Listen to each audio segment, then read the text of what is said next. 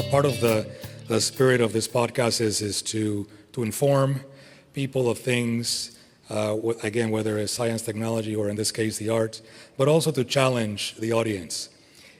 If you already have a community where the school system is supportive of the music and in the arts, this is not necessarily we're focused on music right now, but we're talking specifically about the arts in general. And I want to get to a question after this one specifically on a different type of art. But we find ourselves in a situation where we expect these organizations to deliver for us in the community, right? And times are difficult and times are challenging. Everybody's busy, everybody has incredible schedules. And my view is that if we want something in the community, we have to build it. We can't wait for the institutions to build them for us. We have to get involved as individuals, as parents, as brothers, sisters, to get things going within a community. So if I am a community leader, let's just take an example here in Lake Nona. I want to have, I don't know, every other month some sort of concert for people to come and see what the Orlando Philharmonic Orchestra does. How would I go about doing that? Well, okay, we believe in something that is kind of new these days. It's about collaborations. It's about using the social media and using influence to connect from different perspectives. So it's pretty cool to see how the business owners are opening the doors to collaborate, to open the doors to bring the orchestra to places where we've never been before. So in Lake Nona, we've been here before, but we want to make more presence. So with the support of the community, the curiosity to find new experiences, I think that's the key. So what do these events look like? Is that something that could happen, say, in a space like this? Like, how much room do you need in order to be able to offer an experience to a community so that the kids and the adults, of course, get a good taste? Obviously, people can go to Dr. Phillips, right? And that's there. But if we wanted to create something that is a little bit more homemade, homegrown, what are some of the things that we need to be doing in order to get that done? Well, start thinking outside the box, like they say, we have different ensembles, we have 5 artists, we have 10 artists, 20 artists, and the full orchestra, if I'm not wrong, is 52 musicians. So it depends. We are flexible and we can adapt to, we are trying to incorporate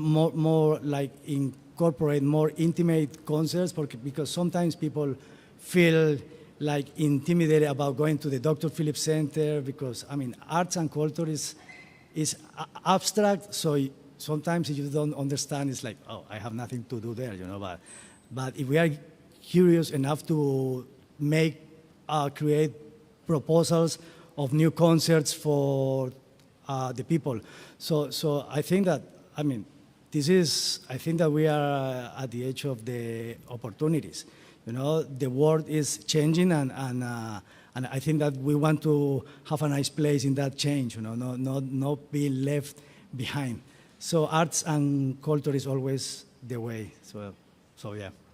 So let's talk about the philanthropic area there.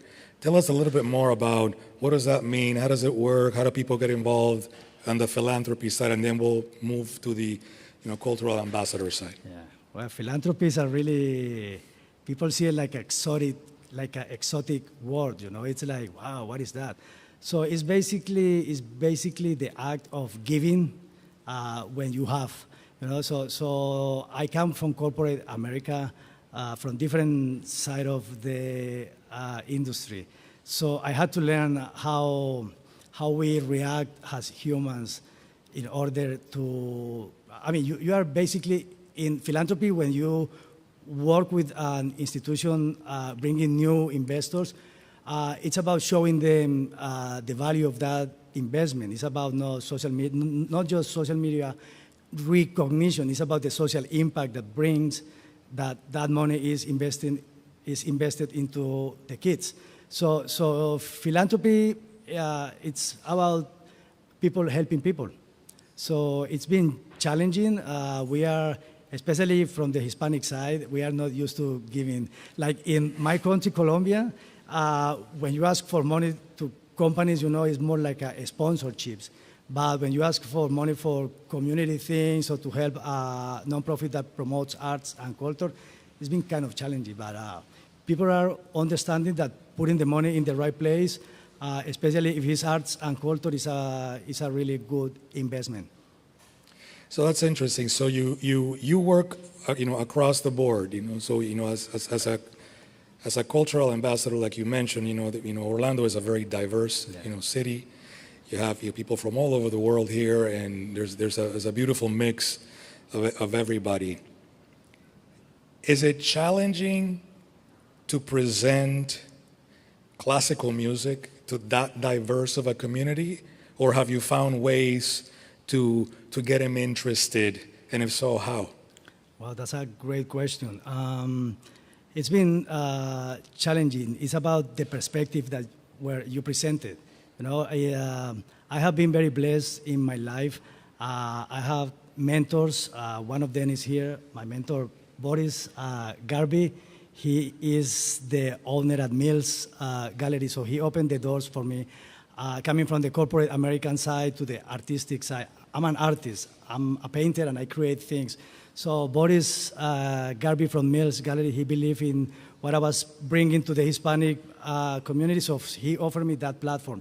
So it's important to have different perspective in life and being able to put yourself into different positions. So when I talk to people that they say, no, classical music is just for people, with suit and tie, because all the movies that we see there, people with the big hat, it's no.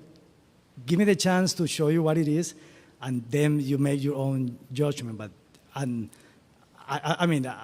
have a lot of success with that. And it's about how you see that work of art. Like when the orchestra perform, it's like when you are looking at a painting and an art gallery, and you kind of find the meaning of every movement, so the color talks to you, the figure, the silhouette, the sound. So it's about perspective. It's about being able to be human again. These days we are very busy being somebody else's, living our own life. Well, that is for sure. Yeah, we're very busy creating images of things we may or may not be. Mm-hmm. So I was having a conversation earlier today with some friends, and we were talking about the fact that we were going to be doing this today with you in the audience here, and they came up with an idea, and I'll give them full credit, to try to get some of the younger people involved. And I wanted to throw that at you and see, maybe you've already tried it, or it's in your forecast, it's in your roadmap to do. There's a big movement in really high quality instrumental music, right?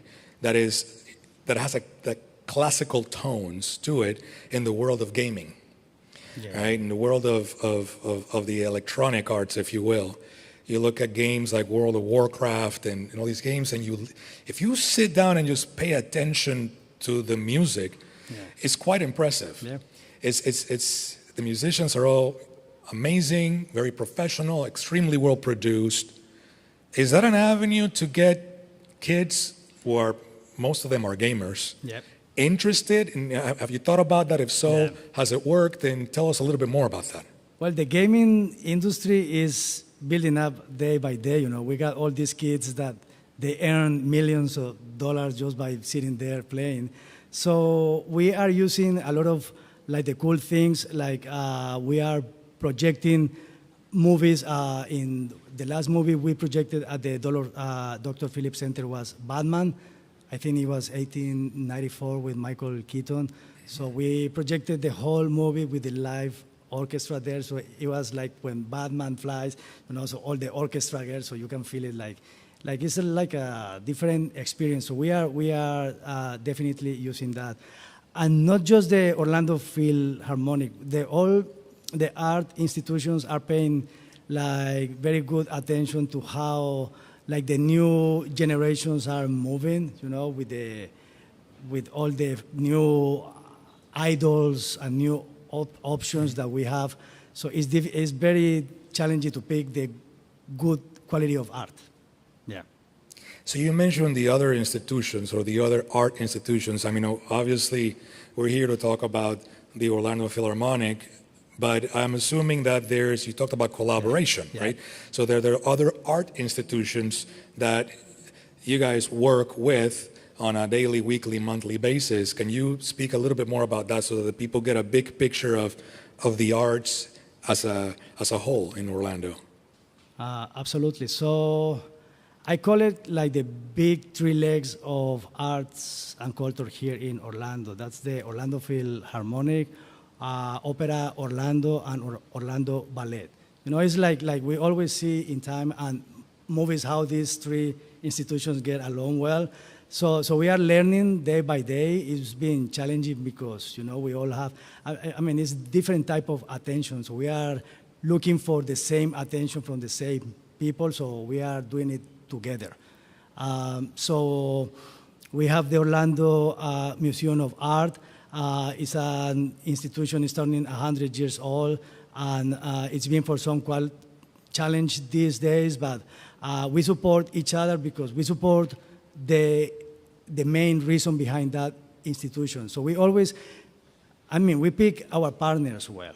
It's like we are elevating our name to a place that where we don't offer a concert, we also offer an experience. So we connect the arts with the people that is there to enjoy them. So collaborations are critical these days, especially in our country. You know, the country is going through a hard situations these days. Everything is waiting to some movements to happen to make investment and to start moving the economic impact. So we have in very fragile time, but arts and culture is always a great way.